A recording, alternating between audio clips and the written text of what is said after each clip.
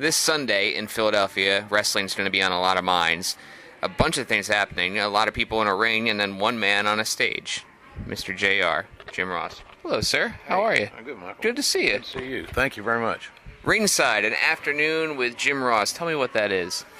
Well, it's going to be I think a memorable afternoon for a lot of fans at the Underground Arts because I've had a 40-year career doing basically the same things, which is kind of unusual in today's world. Right. I have a 40-year job.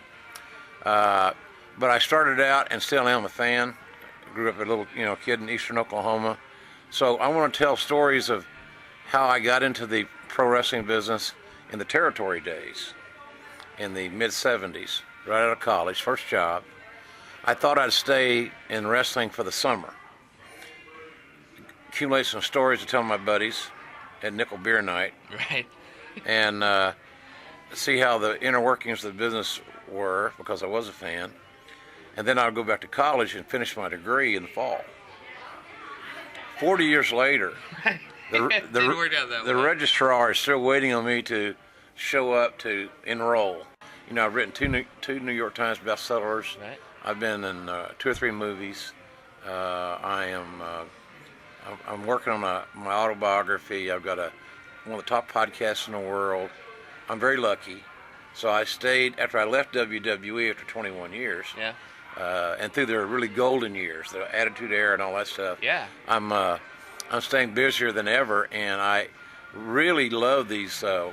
We call them a one-man show. There's got to be a better name for that. We'll figure that out somewhere. But Ringside with Jim Ross is a collection of stories to kind of get us started as a group, and then I turn it over to the audience for their questions, and I will have the answers, hopefully.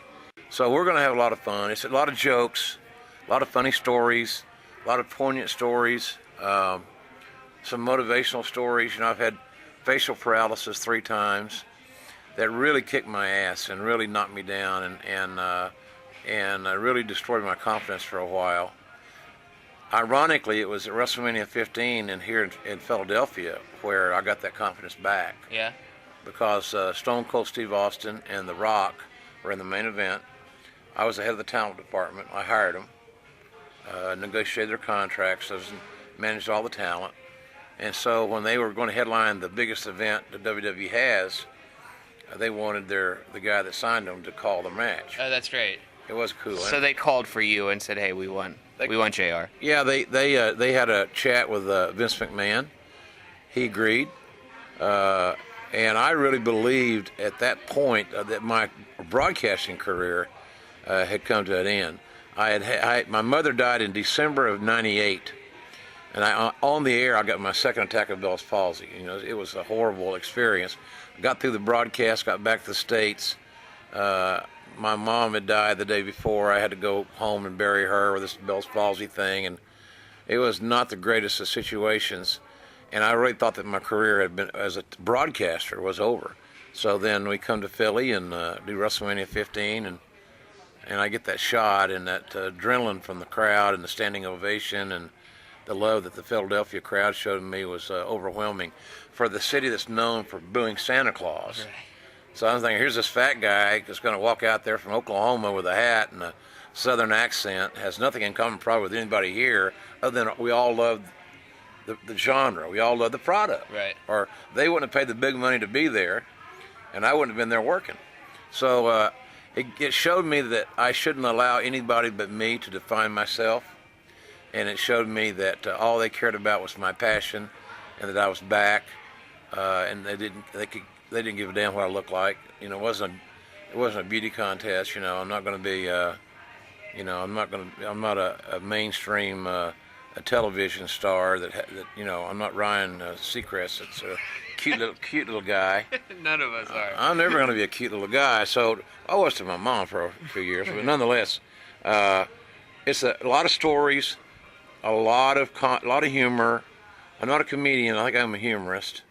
And I think some of the stories are motivational. They're fun. It's lighthearted. The Royal Rumble is happening at the Wells Fargo Center here in Philadelphia. On days like that, on big, giant, there's a couple of those tent pole pay-per-views, like Royal Rumble. Mm-hmm. now that you aren't with the organization as much as you were, what's your feeling? How does that feel when you see that stuff happening and you're not a part of it? But hasn't been many that you weren't a part of. Well, it's certainly nostalgic, and to say that I miss the adrenaline rush that you get when you're doing a live show, it would be misleading and inaccurate. I do miss being at ringside.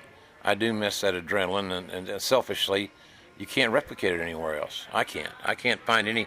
I go to Oklahoma football games. I go to sporting events of all kinds but you're a spectator.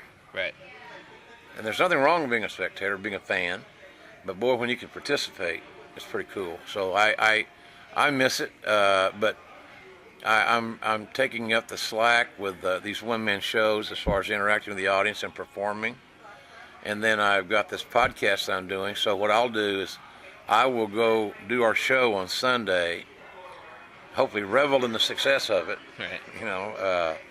And then I will come back to my hotel where we are now, and I will watch the Royal Rumble from the Wells Fargo Center on my iPad on the WWE Network, take my notes, take a 6 o'clock flight out on Monday morning, get back to Oklahoma just a little before noon, and then that night I'll go to the studio and do a podcast, and my guests and I will review the Royal Rumble. So people say, well, wouldn't you like to go to the arena? I would love to go to the arena, and I'm welcome to come to the arena by WWE anytime.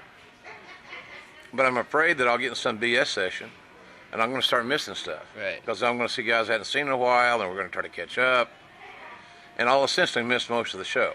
Well, here's what we'll do. I'll go with you to the arena, and then whenever you start to drift off into a conversation, go, pull me away. JR, eyes here. Let's do this. Well, everyone wins. Good luck on that deal. Yeah, everybody would win kind of on that deal, but I think that I'll come back and take my shoes off and watch the show, and I can concentrate. I can listen to the commentary. I can watch the matches.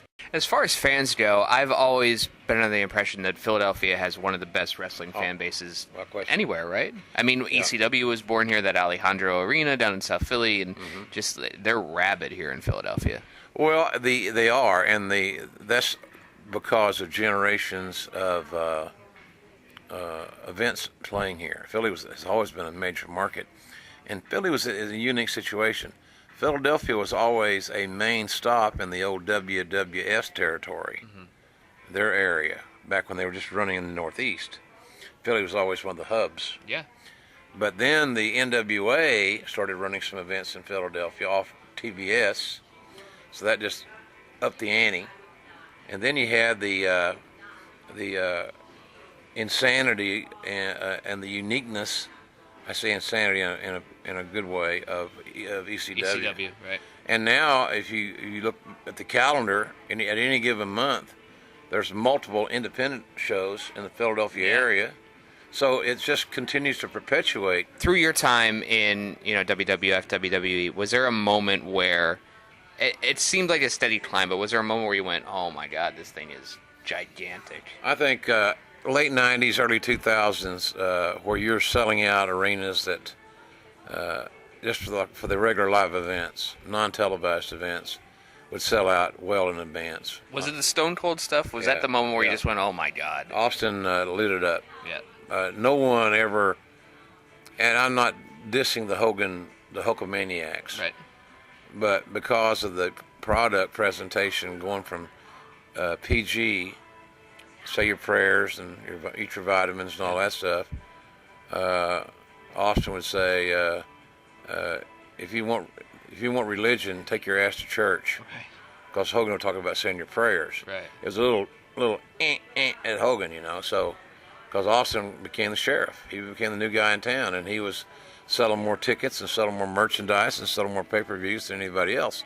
And then we hired some very competitive individuals to be in that same locker room or on our roster that had just as much drive as Steve, that wanted Steve's spot. And it created this perfect storm. Because when I signed Rock, he told me day one, I'm going to be your top guy. I'm coming in there to be your top guy. No matter who's the top guy now, I don't care. He wasn't being disrespectful. He was just being extremely confident. Sure. and lo and behold, and when Austin got hurt, Rock was ready to step right in and be that guy. And then since then, he's done quite well. Yeah, he's done all right for himself, I think I saw somewhere, People Magazine or something lately, or recently, that his year last year was something like $85 million he made. He's the biggest action adventure movie star, arguably, in the world right now. And he's making, he makes 2 to 4 movies a year every year. Right. So he's printing money, so to speak. But he got discovered, Scorpion King role, by some producer. Somebody saw him on Monday Night Raw. Well, let's get you a cheesesteak, and we will check out the show. Ringside Underground Arts on Sunday. JR, thanks so much, man. Me need cheesesteak.